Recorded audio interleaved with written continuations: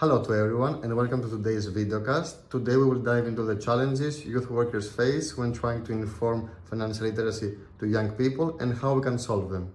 Joining with me today is Caroline and Alexander, experienced youth workers who have worked on Erasmus Plus project. So let's get started.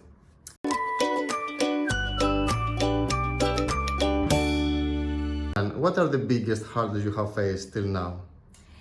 The first is engaging young people, because sometimes they feel that the topic itself is boring or irrelevant to their lives.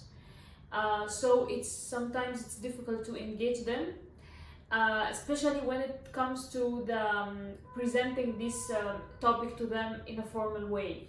And just to add there, I think when you host these type of workshops and programs, you can often notice that there are a lot of different, there's a lot of diversity in people's knowledge levels, so sometimes making a workshop that kind of fits everyone is sometimes hard. Yeah, I agree with that, especially for the cross-border Erasmus Plus programs. Sometimes it's difficult because of the language barriers, cultural differences, and also their backgrounds. So sometimes it's more even difficult, yeah. And let me add something from my personal experience. I have also noticed that there is lack of resources for youth workers themselves, like for us, and finding practical, engaging materials and that cater the diverse groups can be also an important challenge that we have to take care of.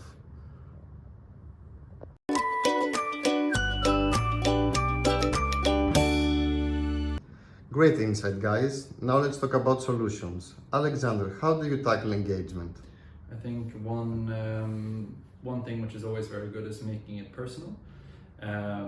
You can have different activities where people make their own budgets or their own kind of strategies, and I think when they get to try this out in a practical sense, it's much easier for them to use it in their everyday lives, and then I think it becomes more interesting for them automatically.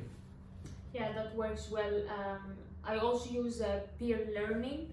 So some youth can talk about their budget for their financial tips, so they can speak about their budget for their travels or their daily life, how they manage their finances for their daily life expenses.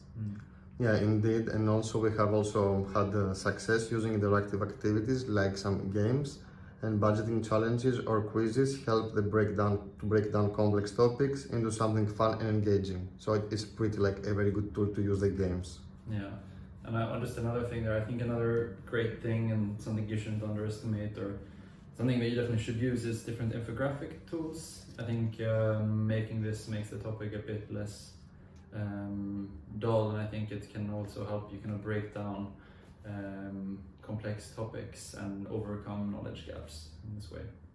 Thank you, Alex. Yes, these are just a few solutions we have found useful. See you next time, and don't forget to add your voice to the conversation. Thank you very much. Bye.